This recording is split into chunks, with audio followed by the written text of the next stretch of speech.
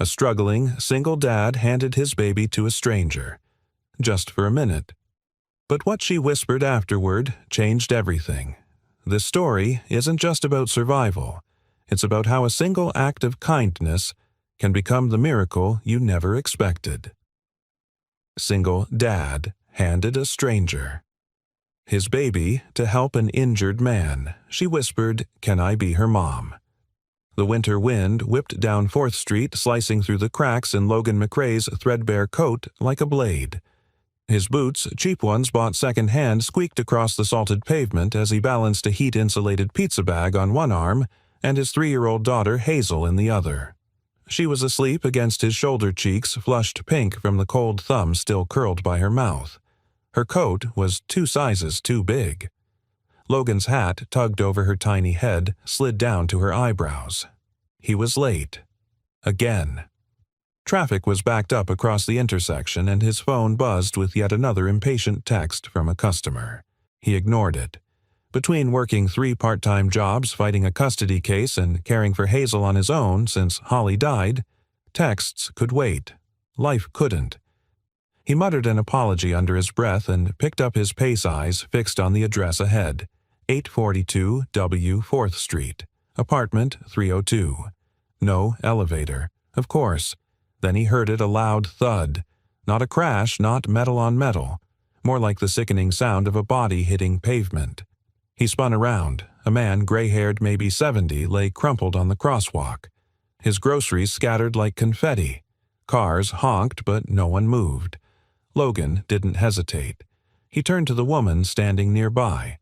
She was tall, maybe mid-30s, wrapped in a gray wool coat that screamed money. Dark eyes. Striking. But what mattered was that she wasn't on her phone or looking away. He stepped toward her, urgent. "Can you hold her?" The woman blinked. "My daughter," he said already, transferring Hazel into her arms. "Please, just don't move." Without waiting for an answer, Logan sprinted into the intersection. The man was breathing, but barely. His face was scraped, lips cracked. Logan knelt, shielding him with his body as cars slowed and phones came out. He barked instructions. "Someone, call 911. Don't just stand there." The woman, he barely registered her now, had backed up with Hazel, holding the child close. Hazel stirred, blinked, and finding herself in strange arms, began to cry. Elena Halberg tightened her hold gently and rocked side to side. She whispered something no one could hear, but Hazel soon calmed. By the time the ambulance arrived, Logan was kneeling beside the old man, coat wrapped around him. His own fingers were turning red from the cold. A paramedic took over. "You the one who called this in?" No, Logan said. Just saw it happen. "You're freezing," the man said. "You should get checked out too." "I've got a delivery," Logan muttered, half smiling, rising to his feet. He turned, searching. The woman was still there. Hazel was back in her arm's thumb, now planted securely in her mouth, sleepy again. Logan exhaled, stepping toward them. "Thanks, I didn't mean to just—" "You did the right thing," the woman said, voice low and warm. He reached for Hazel. The toddler looked between them as if sensing something unspoken. Then, without a fuss, she reached for her father. Logan tucked her into the crook of his arm. "We should get going." The woman nodded. "Be safe." He hesitated, then offered a small smile. "You too?" She didn't smile back, but she watched him walk away. 5 minutes later, Logan climbed the last of the 3 flights of stairs, panting, Hazel still in his arms, pizza bag slung like a shield on his back. He knocked. The door opened. A young guy in sweatpants looked annoyed. "You're late," traffic, Logan said. He handed over the box and forced a smile. The guy muttered something, tipped $2, and shut the door. Logan stared at the closed door for a beat. Then he turned, trudging back down, heart-hammering for more than exertion. Back in his old sedan, he settled Hazel into her car seat. She was half awake, humming something tuneless. He reached to brush her curls from her face and froze. There, pinned to her sleeve, was a business card. Heavy cardstock. No name. Just a gold-embossed logo, Halberg and Associates. He turned it over. Nothing on the back. Weird. Logan pulled into traffic, his eyes darting to the card again and again. He couldn't shake the image of the woman, her calm, steady hands, the way Hazel melted into her. And her eyes. Not just beautiful, haunted. He tried to push it aside. He had more pressing problems, past due bills, a court date in 2 weeks, and no backup plan if he lost custody. He needed to pick up another shift by cold medicine, fix the heat in the apartment.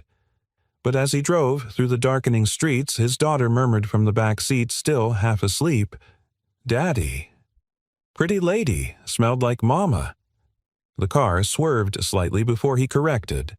Logan gripped the wheel tighter and kept driving, trying not to let the ache behind his ribs grow any deeper.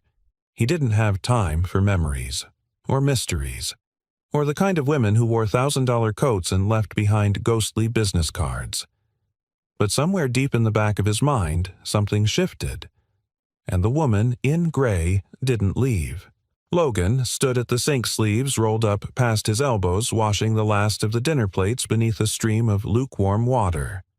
The faucet made a wheezing sound when he turned it off, as if even the plumbing was tired of holding on. Hazel sat on the floor behind him in a mountain of worn stuffed animals and thrift store books, humming softly as she flipped through a board book with missing pages. The apartment was small, just one bedroom they shared, a galley kitchen, a living room that doubled as their play area, and often Logan's bed. Outside, wind pressed against the windows like a warning. He dried his hands and walked over to her. Bath or story first? Hazel didn't look up. "Story." He smiled, pulling her into his lap. "You always say that." She tilted her head back, the blue light from the TV reflecting in her wide eyes. "It's my favorite." Logan reached for a book, Goodnight Moon, frayed and water-stained, and began to read, his voice low, steady, warm. Hazel leaned against his chest and by the third page had fallen asleep. He carried her to the bedroom, laid her on the mattress, and tucked a blanket around her. He lingered, brushing a curl away from her cheek. "You're all I've got, baby girl," he whispered, "and I'm going to fight like hell to keep it that way." At 10:00 p.m., Logan opened the email that had been sitting in his inbox all day, the one from Lynette Hawkins, the attorney representing his late wife's sister, Tamara. He'd been dreading it. Subject: Custody Hearing Update. McRae vs. Hamilton, Mr. McRae. Please be advised the Hamiltons have filed an urgent motion questioning your financial stability and residential suitability for raising a minor. A social worker will conduct an unannounced home inspection within the next 10 days. Logan leaned back in the creaky kitchen chair, rubbed his temples, and exhaled through clenched teeth. He had no family left. Holly's parents were long gone, and Tamara, who hadn't spoken to them in years, was now claiming Logan was endangering Hazel's future by keeping her in poverty. The irony, she lived 3 states away and had never even met Hazel. But in the eyes of the court, Logan's 3 part-time jobs didn't scream stability. His apartment didn't meet full child welfare standards. He didn't have a savings account. What he did have was love, limitless, ferocious, and unwavering, but love alone didn't sway judges. He pulled out the folder he kept in a kitchen drawer, paperwork for Hazel's birth certificate, pediatric records, proof of employment, old tax returns. He'd been trying to save enough for a real attorney, but every extra dollar went to medicine rent or Hazel's boots last month. There was a knock at the door. He tensed, glanced at the clock, too late for visitors. Opening it cautiously, he found Mrs. Conway, the elderly widow from 3B, standing with her hands wrapped around a casserole dish. "I made extra chicken pot pie," she said. "You've been looking skinnier than your paycheck lately." Logan gave a tired chuckle and stepped aside. "You didn't have to do that." "I know. That's why I did." She set the dish down and surveyed the room, eyes softening at the sight of Hazel's toys, the taped-up windows, and the pile of laundry near the radiator. "You need anything, you just ask," she said. "I'm managing. I didn't say you weren't, but sometimes even strong folks need a minute to breathe." Logan offered a nod. He couldn't afford pride anymore, but he hadn't figured out how to let go of it either. Before she left, Mrs. Conway turned to him. "You're a good father, Logan. I see it. Others will too." After she was gone, he sat at the table staring at the paperwork again.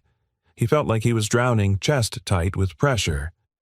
No matter how hard he swam, the tide always pulled harder. He stood up abruptly and paced. This wasn't sustainable. He couldn't lose Hazel. He needed a stable job, something with benefits, something permanent. Maybe that meant moving. Maybe that meant swallowing his pride and accepting help. His gaze drifted to the gold business card lying on the counter. Halberg and Associates. No phone number, no title, no address. Just a name. And a mystery. He didn't know why he hadn't thrown it away. Maybe because the woman who'd held his daughter that day had looked at Hazel like she mattered. Not like a stranger's child. Like a child, period. Hazel stirred and cried out softly from the bedroom. Logan moved to comfort her kneeling by the mattress. Her small hand gripped his finger in her sleep. "I'm not giving up," he murmured. "I don't care if I have to crawl through fire, I'll find a way." By morning, the world was coated in a thin sheet of ice. Logan bundled Hazel up and strapped her into the car seat in his old rust-bitten sedan. The engine groaned but started. They made it halfway down the block before the heater coughed and died. At the first stoplight, Hazel looked at him through the rearview mirror and said, "Daddy?" "Yeah, sweetheart. Will we always be together?" His chest tightened. He reached back blindly and squeezed her little booted foot. Always, kiddo. No matter what. But even as he said it, a part of him whispered that always could mean anything. Always could end at a courtroom door. Always was fragile when held up against a world that didn't care how much you loved your child, only whether you could afford to prove it. And Logan. He was running out of proof. Fast. The bell above the gas station convenience store gave a half-hearted ding as Logan stepped inside, shaking the cold from his coat. Hazel, wrapped like a burrito in her oversized pink parka, rode on his hip with sleepy eyes and cheeks flushed from windburn.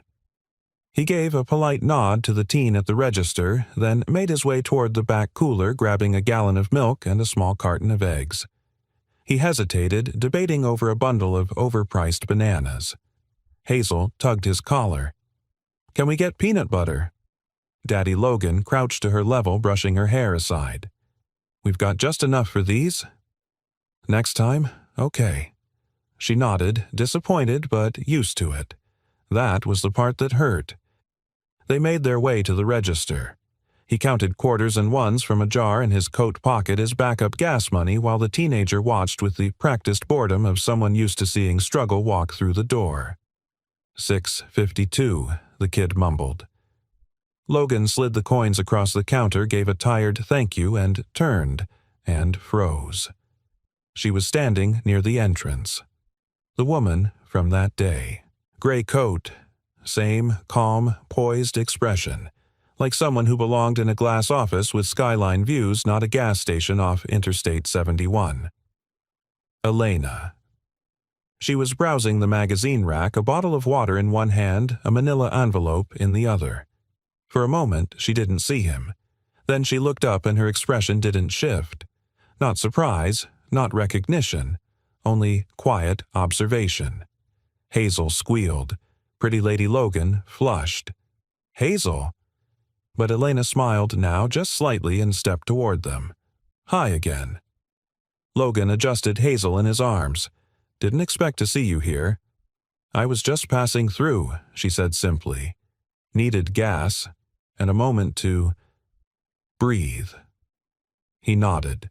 The silence that fell between them wasn't awkward, exactly, just unexpected. He started to move toward the exit, but she held up a hand. "I saw the footage," she said quietly, "of you saving that man." Logan stopped cold. "What footage?" Her gaze was unreadable. Someone filmed it. It was circulating in a few forums, human interest circles. "You had no idea. I don't follow much online," he muttered. She hesitated. "You're a good man, Mr. McRae." His shoulders stiffened. "You don't know me. I know what I saw." "Yeah, he said a little sharper than intended. "You saw 30 seconds. You didn't see the rest, the bills, the nights without heat, the part where the court thinks I'm too poor to raise my own daughter." Elena didn't flinch. "No, I didn't, but I'd like to." Logan blinked. "Why?" She stepped forward and crouched slightly to Hazel's level. "Because when someone trusts you with what matters most to them, even for a moment, it's not something you forget." Hazel smiled and reached out to her. Logan exhaled tension leaking from his frame. "Do you want to sit? There's a bench outside. I've got 10 minutes before I have to be back on the road." Outside, the wind was crisp but calmer. They sat on the bench near the air pump station, Logan holding Hazel close. Elena sitting with hands folded over the manila envelope. "You didn't answer my question," Logan said after a while. "Which one?" "Why you're here." "Really?" She turned to him. "I'm part of a foundation.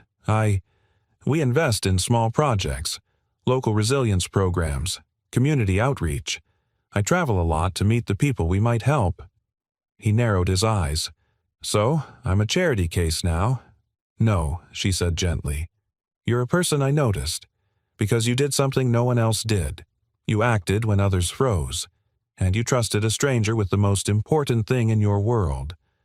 Her words struck him like a drumbeat, echoing louder than he wanted to admit. "What do you want from me?" he asked finally. "Nothing," she said.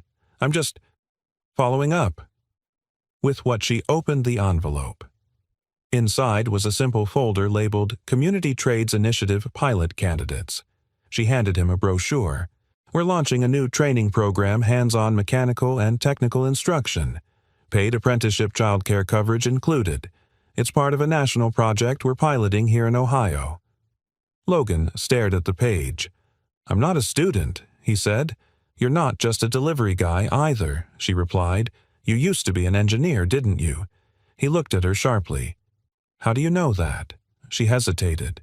"I looked you up. After the video." His jaw tightened. "So, you've been researching me. I've been curious," she said carefully. "Not judging, just trying to understand." He looked back down at the paper. The idea of a future that didn't involve scraping quarters for bananas felt surreal. But real people didn't just hand out lifelines like this, not without expecting something. "I don't have a resume," he said. "You don't need one. You've got grit, integrity. The rest we can build." He looked at Hazel, her eyelids drooping against his chest. He looked at the street, the sun starting to break through the clouds, and then back at Elena. There was still something about her that didn't add up. She was too composed, too carefully distant. But in her eyes was a kind of sorrow he understood. He took the folder slowly, like it might vanish if he moved too quickly.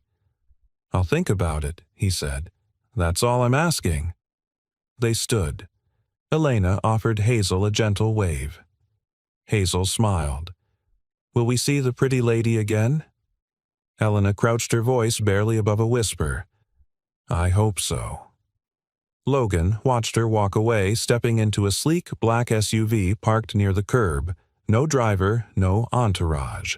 Just her, a woman in gray vanishing as quickly as she'd come. As he buckled Hazel into the back seat, Logan glanced at the folder again.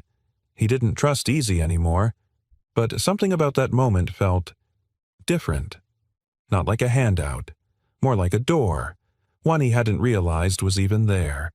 And maybe, just maybe, he was ready to knock, was ready to. The courtroom smelled faintly of lemon polish and cold bureaucracy.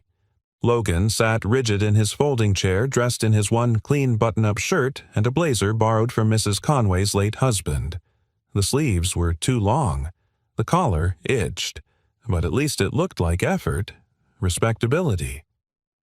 Across the aisle sat Tamara Hamilton, his late wife's sister, her posture straight as a ruler, arms folded neatly across a designer coat lips, pinched in polite disdain. Her husband, Derek, leaned toward her to whisper something, and she nodded without ever looking at Logan. Hazel wasn't there, thank God. Logan had left her with Mrs. Conway for the morning, promising he'd be back before lunch. He didn't want Hazel to see this. The bailiff called the room to order. Judge Marilyn Faulkner, a no-nonsense woman in her 60s with clipped silver hair and sharp eyes, entered briskly and sat. The custody hearing began. Tamara's attorney stood first. She painted Logan's life with broad, harsh strokes. Multiple part-time jobs with no benefits. Substandard housing. A lack of stable support system. A recent incident where the child was seen unattended in a public intersection. Logan's chest clenched. The video. She submitted the footage to the court, a phone-recorded clip grainy and shaky showing Logan rushing toward a collapsed man while Hazel remained off-frame. From this angle, it looked damning. Logan's court-appointed attorney tried to object but was overruled. Then Tamara took the stand. She delivered her testimony with mechanical precision. She didn't hate Logan, she said. She simply believed Hazel deserved more stability, more structure, more safety. Her home in Virginia had a fenced yard, a private preschool nearby, and a nanny. She referred to Hazel as the child, never by name. When it was his turn, Logan stood slowly. His hands trembled slightly, but his voice was clear. "I may not have a backyard," he said, "or a trust fund, or polished floors, but I have something Tamara doesn't, every scraped knee, every bedtime story, every nightmare she wakes up from. I'm there. I know what makes her laugh. I know the way she hums when she colors. I know my daughter." He looked toward the judge. "And yes, I work 3 jobs. Yes, we live small. But I've never let her go to bed hungry. I've never missed a day holding her when she needed me. Isn't that what being a parent is?" Judge Faulkner gave no indication she'd been moved. Her face was a practiced mask. "We'll take a short recess," she said. Logan stepped into the hallway, lungs tight, throat dry. He sat on the wooden bench and buried his face in his hands. He was losing. He could feel it. Every moment of sacrifice, every sleepless night, every dollar stretched beyond reason, it might not be enough. Not here. Not in this world of paperwork and technicalities. He heard footsteps. Looking up, he saw a young woman from the court clerk's office walking toward the judge's chambers with a thick envelope in her hands. Behind her, another woman trailed tall, dark coat striking presence. Elena. Logan stood abruptly. She met his eyes but gave no reaction, only a small nod, calm, reserved, like nothing in the world could shake her. 15 minutes passed. Then 20. Then the courtroom was called back to order. Judge Faulkner adjusted her glasses and cleared her throat. "Before this court rules, we've reviewed additional evidence submitted during recess. Namely, security footage retrieved from a traffic camera located on the intersection of 4th and Broad." Logan's heart stuttered. The judge continued. "The video clearly shows the respondent, Mr. McRae, placing the child into the care of a bystander before approaching the injured party. The bystander is identified as an adult female who remains present and protective of the child during the entire incident. At no point is the child left unattended." Tamara's attorney tried to protest. "Your Honor, we were not made aware of this footage. Neither was this court. Judge Faulkner snapped. "But the evidence is clear, and damning to the petitioner's claim." She folded her hands. "This court finds no credible threat to the child's well-being in her current home environment. While financial hardship is noted, there is no evidence of neglect, abuse, or irresponsibility." A pause. "Custody will remain with the child's father, Mr. Logan McRae." Logan's knees buckled slightly. Tamara let out a sharp breath and rose from her chair, lips pursed, her husband already pulling her toward the exit. Logan sat down slowly. He didn't even realize his hands were shaking until the court officer placed the released custody documents in them. He blinked at the seal. It was real. Hazel was staying with him. He walked out into the parking lot like a man surfacing from deep water, heart hammering with disbelief. The cold hit him hard, but he didn't care. Elena stood by the curb. She didn't wave, didn't smile, but she waited. He approached her slowly. "It was you." She met his gaze. It wasn't difficult. The footage was there. No one had thought to look. You did. I had to, she said simply. The court needed the truth. So did you. He nodded, struggling to find words. I don't know what to say. You don't owe me anything, Logan. He paused. Why are you doing this? Elena hesitated. Because once someone saw me falling and did nothing. And I've regretted not having someone like you in my life ever since. Their eyes met two people standing in a December wind, each scarred in different ways, each holding on to something just out of reach. He didn't thank her. Not yet. The moment was too big for small words. But as she walked away again, fading into the background like a half-forgotten song, Logan understood something for the first time in a long while.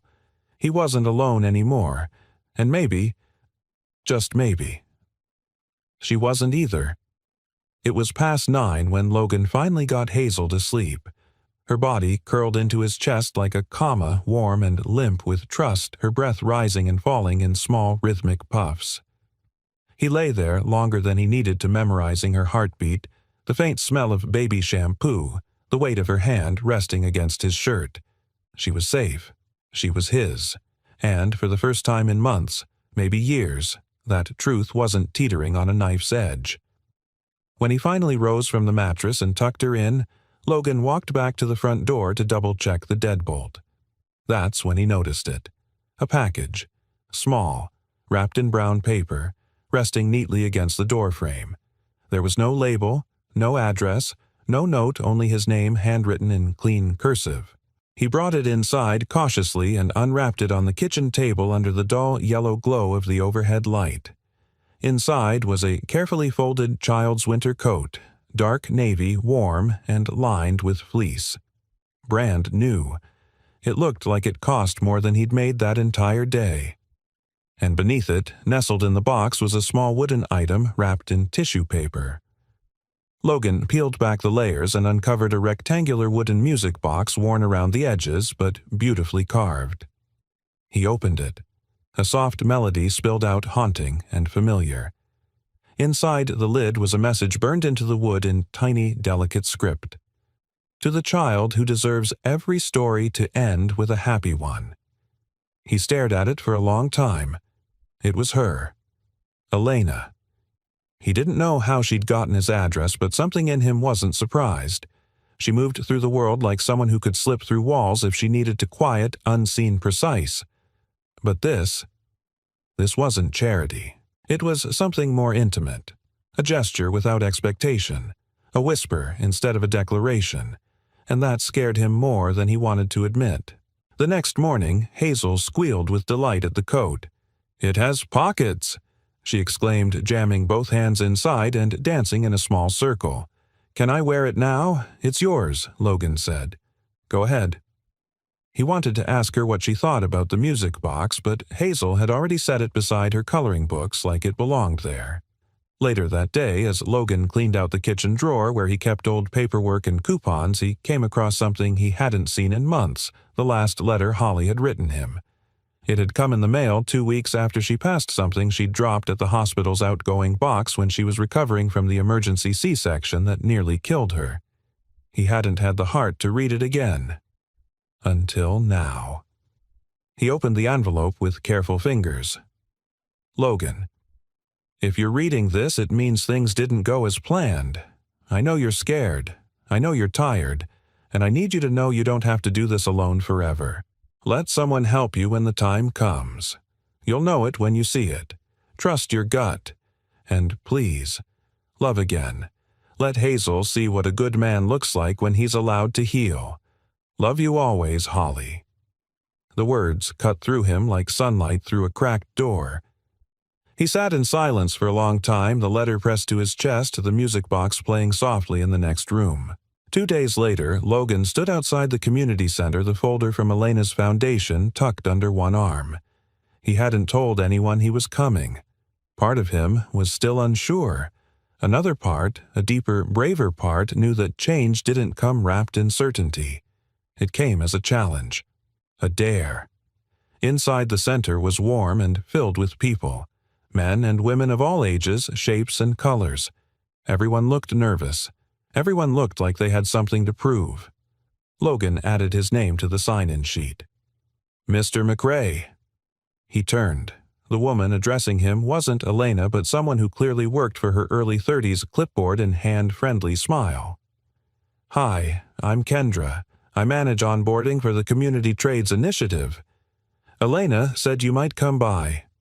Logan blinked. She mentioned me. She said, look for the guy who doesn't know he's already a leader. Kendra grinned. She also said to give you this. From her folder, Kendra pulled out a handwritten note. Logan opened it slowly. Logan, showing up is the hardest part. You've already done that. Welcome to the next step. He exhaled. For the first time in so long, he felt something shift in his chest, not just relief, but momentum. Let's get you settled, Kendra said. As she led him through the center past classrooms filled with tools, workbenches, and quietly focused people, Logan realized something. He wasn't just surviving anymore. He was stepping into something. A possibility. A beginning. That night, as he tucked Hazel in, she whispered sleepily, Daddy. Yeah, I like the pretty lady. He chuckled. Yeah, me too. She blinked up at him. Will she come back? I don't know, he said honestly, but I hope so. Hazel turned toward the music box and pressed play. The melody drifted into the dark room. And for the first time in years, Logan didn't dread tomorrow. He was beginning to believe. Maybe their story hadn't reached its end. Maybe it had just turned a page. The boiler hissed again. Logan stood over the open panel in his apartment hallway, a wrench in one hand and a flashlight between his teeth. The heat had been acting up for days, coming in short, uneven bursts that left the living room freezing by dawn and the bathroom practically tropical. Hazel sat nearby, wrapped in a blanket, coloring a picture of a horse that looked suspiciously like a lumpy dog. She didn't seem to mind the cold. I think he needs shoes, she said, holding up her drawing. Logan glanced over, shivering as the warm patch on his back gave way to another blast of icy air. Sweetheart, I think he needs a whole new skeleton. Hazel giggled. Suddenly there was a knock at the door. 2 sharp raps, then silence. Logan lowered the flashlight and exchanged a look with Hazel, then wiped his hands on a towel and opened the door. Elena stood there, gloved hands clutching a thermos. Her cheeks were pink from the wind, and her hair was loose, curling slightly around her collar. I brought coffee, she said, holding out the thermos like a peace offering. And a space heater if you need it. My car's full of them. Logan blinked. Are you serious? I am. She smiled a little sheepishly. We're donating extras to families through the foundation, and I thought maybe yours could use a head start. Behind him, Hazel gasped. Pretty Lady Elena looked past him and gave a small wave. Hi, Hazel. I missed you. Hazel beamed, which Logan noted she rarely did with anyone except him. He hesitated only a second. You want to come in? Inside, Elena crouched next to Hazel and accepted a hand-drawn picture of a lopsided rainbow as if it were fine art. Then she moved to sit across from Logan at the tiny kitchen table, her eyes scanning the cluttered space without judgment. He poured the coffee. It smelled rich, real nothing like the instant powder he'd been drinking. They sat in silence for a moment. The music box in the living room played softly, Hazel's new obsession. It had become a part of their bedtime routine, her comfort object, her lullaby. Logan nodded toward it. Was that yours? Elena's fingers tightened slightly around her mug. Yes, my father gave it to me when I was little. It's one of the only things I kept after he died. Logan studied her. You don't talk about your family much. That's because there's not much to say, she replied quietly. Not much worth saying anyway. He waited. She glanced at Hazel, who was now humming and spinning slowly in circles. I was 17 when I found out I was pregnant, Elena said, her voice barely audible. My mother was furious, said I'd ruined everything. We were a legacy family, she said. We didn't make headlines for the wrong reasons. My father, he wasn't much better, but quieter about it. Logan didn't move. They sent me away, to a place out west, told me to have the child, then give it up and never speak of it again. She looked down. And I did. Silence wrapped around them like a storm cloud. I didn't even hold her, Elena said, eyes wet. I signed the paper, I walked out, and I never looked back. Not because I didn't want to, but because I was too scared that if I saw her, I'd never be able to let go. Logan's chest ached. What happened after I buried it, she said. Graduated, built a company, created a life where no one could ever control me again. But the hole stayed. Quiet. Deep. She exhaled slowly. Then one day I saw a man hand over his daughter to a stranger in the middle of chaos, and I couldn't stop thinking about you, or her, or the moment I gave mine away. Logan leaned back in his chair, staring at her. That's why you helped me. No, she said firmly. I helped you because you deserved it. But I stayed. Because I wasn't ready to leave. Not again. Hazel ran over at that moment, her rainbow picture now folded into a paper hat. She placed it carefully on Elena's head. You're the queen, Hazel declared. Elena laughed through a throat full of tears. That's a first. Logan watched them, something stirring in him he hadn't allowed in years, something warm and dangerous and impossibly human. Do you regret it? He asked, voice low. Giving her up every single day, she said. But that pain. It taught me what matters, and I'm trying in my own flawed way to honor that now. Hazel returned to her coloring, leaving Elena and Logan in a space filled with old grief and something startlingly close to hope. You're not the only one who buried something, Logan said after a while. Elena looked up. When Holly, my wife, passed away, I shut down. I told myself Hazel would be enough. That love like that only happens once, and I was lucky to even get it once. She said nothing, waiting. But lately, he continued, eyes meeting hers. I've started wondering if maybe the heart isn't a one-shot organ. Maybe it's expandable. Elena's breath caught, and in that tiny drafty apartment with its leaky boiler and mismatched chairs, something real passed between them. Not romantic, not yet, but honest. Undeniably alive. As the sun began to set, Elena stood to leave. I've taken too much of your time, she said, reaching for her coat. Not at all. Logan replied, his voice softer now. At the door, she hesitated. You know, you're doing better than you think. He raised an eyebrow. Is that a professional opinion? She smiled. No, just a woman who sees what's real. He opened the door for her. The wind had died down. Snow flurried softly in the fading light. As she stepped outside, Hazel's voice rang out behind them. Bye, Mommy. Both adults froze. Elena turned back, her face unreadable. Logan looked at her, really looked, and saw a flicker of something so raw it made his throat tighten. She didn't mean he started.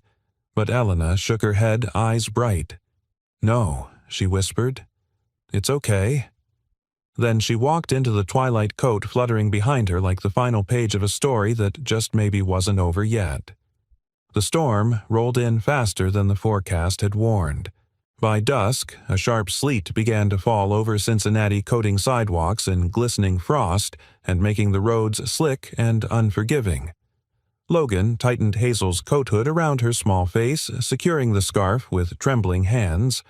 She clung to her stuffed rabbit like it held back the wind itself. He lifted her into his arms and dashed across the slushy parking lot of the walk-in clinic, feet slipping on black ice as he approached the sliding glass doors. Inside, the heat blasted his face and fogged his glasses. The receptionist looked up with practiced disinterest, then sat up straighter as she took in Hazel's flushed cheeks and Logan's anxious expression. She's burning up, he said, voice hoarse. Fever started this afternoon, then she wouldn't keep watered down. She's not herself. The receptionist glanced at the screen. Do you have insurance? Logan hesitated. Just Medicaid for her. She nodded and handed him a clipboard. Fill this out. It's a 2-hour wait. Logan stared at the form. Hazel whimpered in his arms. Her forehead radiated heat and her lips were dry. She can't wait 2 hours. I'm sorry, the woman said not unkindly. Triage nurse will evaluate her soon. We're at capacity.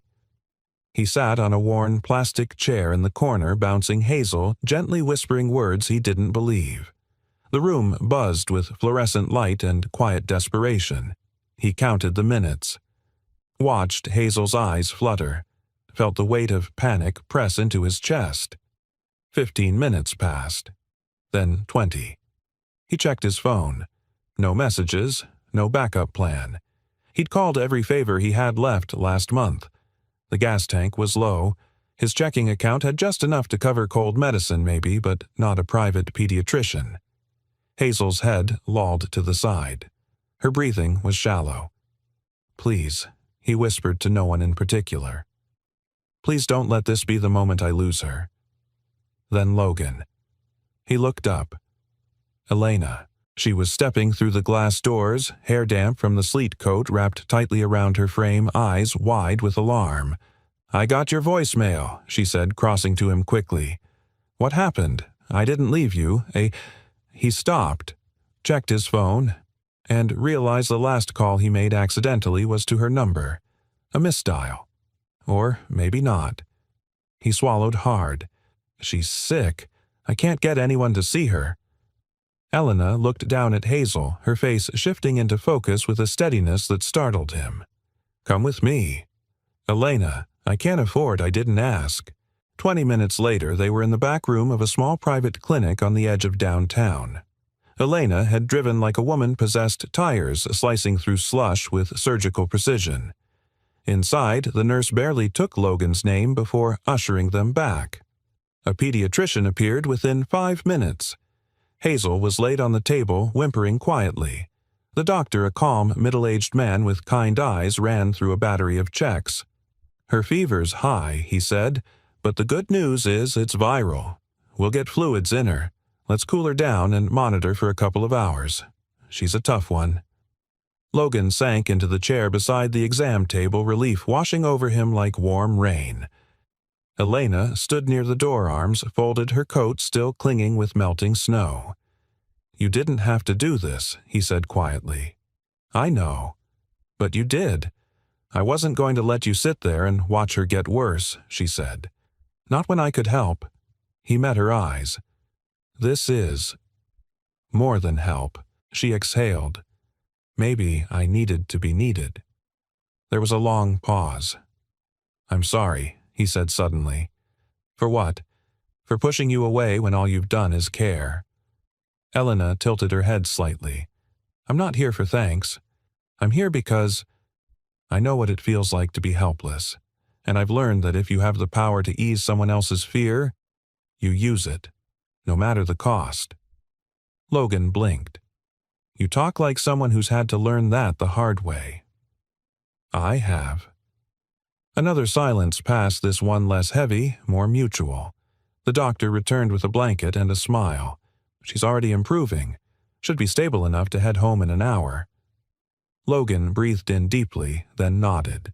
Later that night, Logan carried Hazel, now dozing peacefully, into his apartment.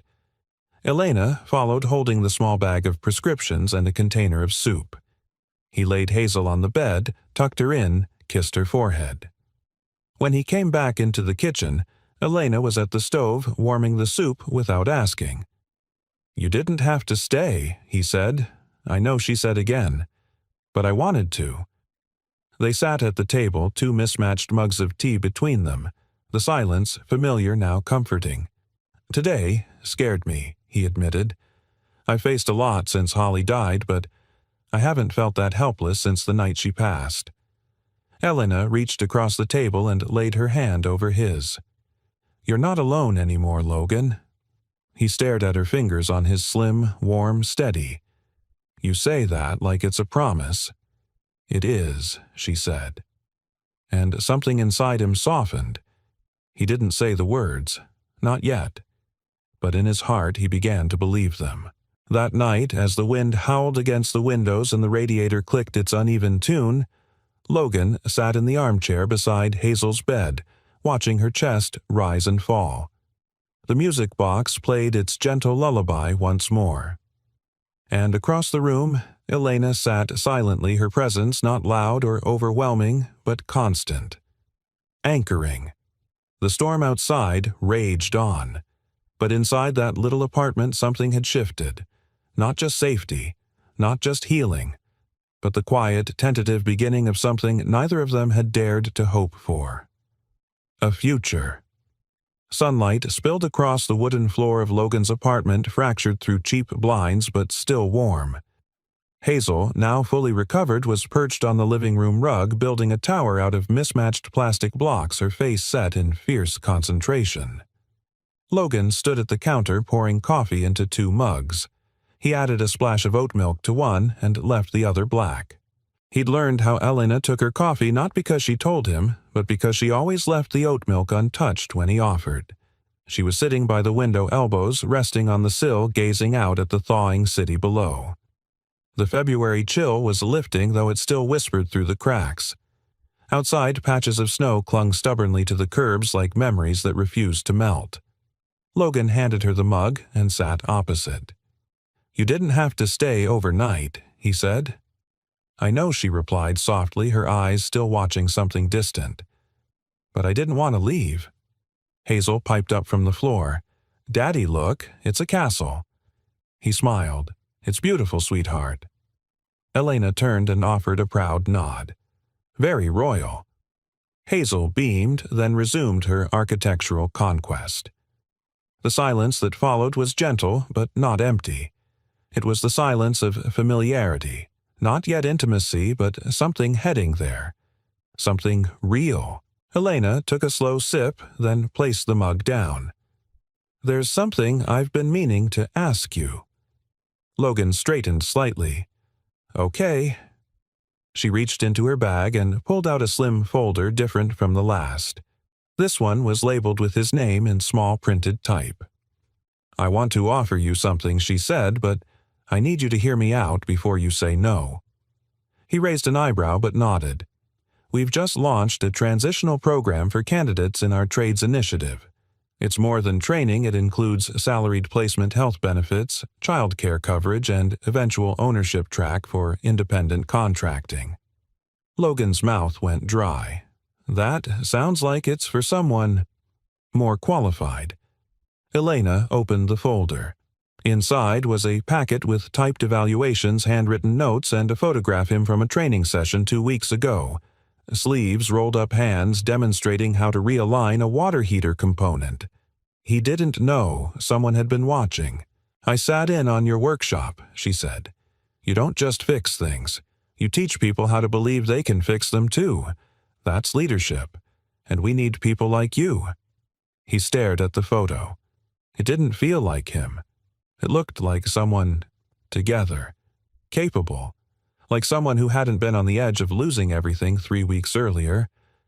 "I don't want a handout," he said quietly. "This isn't a handout, Logan. It's an investment. And not just from me, from people who believe in what you've shown. I'm just the one who had the privilege of noticing first." He shook his head, swallowing hard. "I'm not used to people believing in me. Maybe it's time you get used to it." Hazel's voice chimed in again, pulling him from the edge of his thoughts. "Daddy, I made a garden on the roof." He looked at her tower. Somehow she'd constructed a layer of green Legos across the top. He chuckled softly. "Of course you did." Elena watched the exchange with a quiet warmth in her eyes.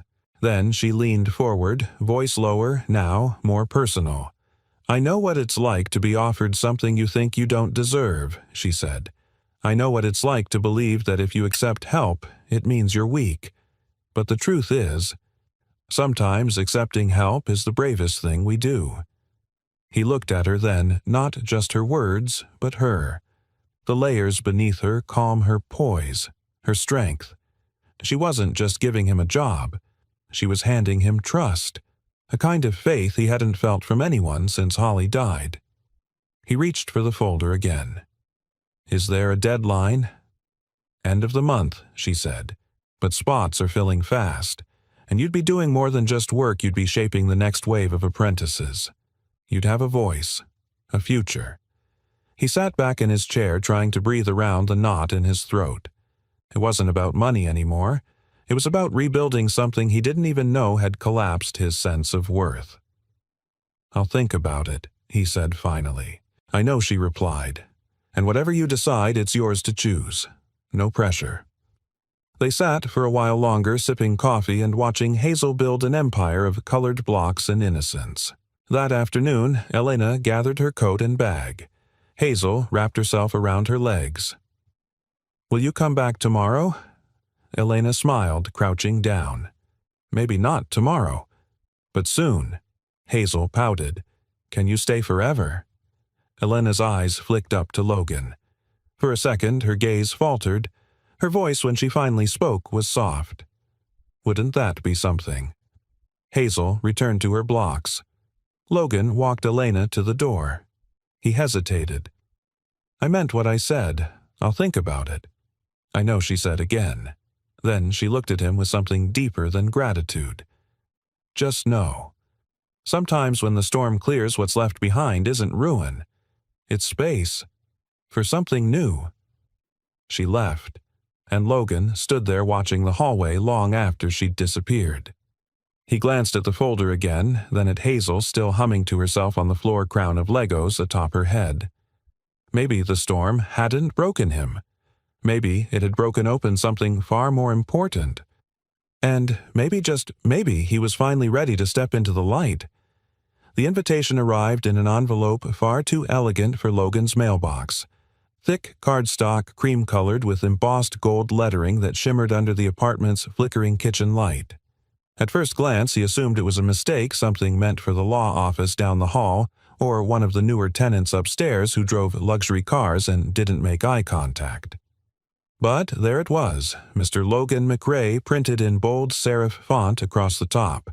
Inside, the card read, You are cordially invited to attend the annual Hope and Home Foundation Gala celebrating leaders of quiet impact. March 15th, 7 p.m. The Granville Ballroom, downtown Cincinnati. Formal attire requested. Childcare provided on site. Your presence is more than welcomed. It is earned. There was no signature, just the seal of the foundation. He turned the card over and over in his hand, waiting for it to vanish like a dream. But it stayed real, tactile, unbelievable. Logan stood in front of the mirror 3 nights later in a charcoal gray suit. Mrs. Conway had altered herself, muttering something about broad shoulders and poor stitching. Hazel clapped from the couch. You look like a prince, Daddy. He smoothed the lapel. A very nervous prince. Hazel wore her best dress, one Elena had brought last week just in case. Pale yellow with tiny embroidered daisies and a matching bow. Logan hadn't asked where she bought it. He didn't want to know how much it cost. He bundled her into the car and made the drive downtown in silence, heart-pounding. He wasn't sure why he was going. Curiosity. Obligation. Some vague need to prove to himself, to her, to the universe that he belonged in more than just the margins. Maybe it was all of those things. The Granville Ballroom was carved out of glass and steel, lit from the inside like a lantern. The valet didn't blink twice when Logan handed him the keys to his rust-spotted sedan. Inside, a woman in black sequins greeted them at a check-in table, eyes lighting up when she saw Hazel. You must be Mr. McRae, she said warmly. We've been expecting you. Hazel was led to a room down the hall filled with other children and a rainbow of art supplies. Logan knelt and kissed her forehead. You'll be okay. She nodded. You're just in the other room. Right. He straightened, took a breath, and followed the music. The ballroom was stunning. Chandeliers floated like constellations. Tables dressed in white linen surrounded a stage with soft gold lighting. Waiters glided between guests like shadows, and the hum of polite conversation buzzed beneath the music from a live string quartet. Logan lingered near the back, feeling like a stain on silk. Then he saw her. Elena stood at the center of it all, speaking to a small cluster of donors and board members.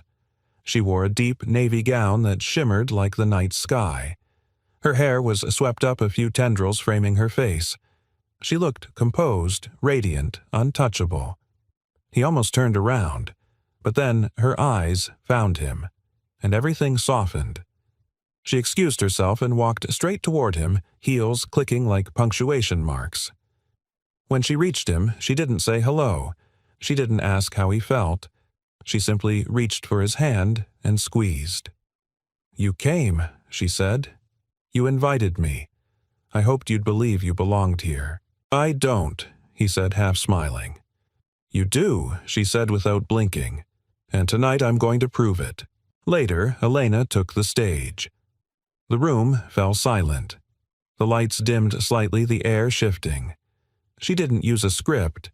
Just a single page she folded and tucked into her pocket. "I've spent much of my adult life building things she began. Companies, portfolios, partnerships. I've built walls too, ones that kept me moving forward fast and unbothered. But a few months ago, something happened that made one of those walls crack." She paused, her gaze scanning the room. Then it settled on him. "I saw a man, an exhausted, overworked man, hand over his child to a complete stranger so he could save someone else's life. Not knowing he was being watched, not knowing his kindness would ripple." Murmurs rose. Faces turned. Logan sank lower in his seat. That man didn't do it for recognition. He did it because it was right. And in doing so, he reminded me that the strongest people often speak the quietest truths. She took a breath. We talk a lot in philanthropy about impact, about big numbers and bold changes. But sometimes impact is a father who reads bedtime stories by flashlight when the heat gets cut. A man who teaches others how to fix water heaters even when his own kitchen sink leaks. A parent who stays. Elena's voice thickened slightly. "Tonight, I want to honor that kind of strength. The kind that doesn't headline the news but changes lives all the same." Applause swelled. Logan sat, frozen, stunned, throat tight. He didn't see her step off the stage or move toward him until she was beside him again. She extended her hand. "Dance with me?" He hesitated. "You just gave a speech about me. I think that's enough attention for one night." She smiled. "Come on. One dance. I promise not to step on your feet." They moved slowly across the dance floor, a little awkward at first, then more naturally as the music flowed. Logan hadn't danced since his wedding. He barely remembered how. But Elena didn't care. She just held his hand, her other resting on his shoulder, and swayed like the rest of the world had fallen away. "You didn't have to say all that," he murmured. "I wanted to. It was personal. It was true." They looked at each other. Really looked. And for the first time, Logan didn't see Elena the executive, or Elena the savior. He saw the woman beneath the armor, a woman who had lost, a woman who had rebuilt, just like him. Just then, Hazel came bounding into the room from the children's area barefoot and glowing with joy. She spotted them on the dance floor and charged straight toward them. "Daddy." He scooped her up and Elena laughed. Hazel looked between them, then whispered something that made them both go still. "I want her to stay." Logan didn't reply, because in that moment, for the first time since everything fell apart, he believed. So did he. The sun had long since dipped below the Cincinnati skyline, but the glow inside the Granville Ballroom remained golden and warm, like a held breath before something sacred. Guests filtered out, slowly trailing laughter and well wishes, but Logan remained seated near the edge of the dance floor, Hazel asleep in his arms, her little head resting against his chest. Her hair still smelled faintly of baby shampoo and crayons. The orchestra had gone quiet. Only the gentle hum of late-night cleanup remained, servers clearing glasses, distant chatter from staff. Elena stood a few paces away, speaking with an older woman in pearls who appeared to be thanking her profusely. When she finished, she turned toward Logan, her steps quiet, measured. She sat beside him, saying nothing at first. Hazel stirred slightly, and Logan gently rocked her back to sleep with the instinct of a father who had done this too many nights to count. "You gave her a night she'll never forget," Elena said softly. "She gave it to me first," he replied. They sat there just breathing for a moment, two people tethered not by accident but by 1,000 silent choices showing up, staying, listening, believing. "I wasn't sure I should come tonight," Logan confessed. "I thought I'd be out of place, that everyone would see what I really am." "And what's that?" she asked, someone just barely holding it all together. Elena turned toward him fully. "You know what I see? I see someone who's already done the hard part. He didn't walk away, even when everything inside him wanted to. He stayed, and Hazel knows that. She trusts that. He didn't speak. He couldn't." Elena's voice dipped lower. "I spent so many years building walls I thought would keep me from ever falling again. And then I met you, and Hazel. And I realized sometimes the fall isn't the end. Sometimes it's where everything begins." She reached into her small evening clutch and pulled something out, a delicate silver locket oval-shaped with a fine etching across the front. She pressed it into Logan's hand without explanation. He opened it. Inside was a photo. Not of her, but of a hospital wristband. It bore the name Baby Girl Halberg, with a birth date from nearly 2 decades earlier. My daughter Elena said barely above a whisper. "I never even got to hold her, just saw her once through the glass before they took her away. I wasn't brave enough to fight back then. I let others decide what was best for me for her." Logan's breath hitched. "Elena." She shook her head gently. "I'm not telling you this to gain sympathy.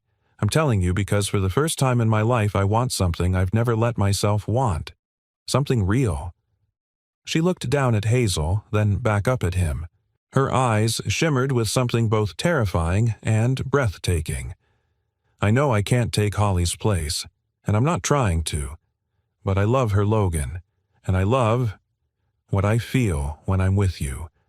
I want to be part of this, of both of you." Logan couldn't breathe. The words were simple, but they shattered something inside him. In a good way, in a necessary way. Elena reached out and gently touched Hazel's hair. "If you'd let me, I'd like to stay. Not just for visits, not just for good days, but for all of it, for bedtime stories and sick days and pancakes that get burned." She swallowed hard. "Can I be her mom?"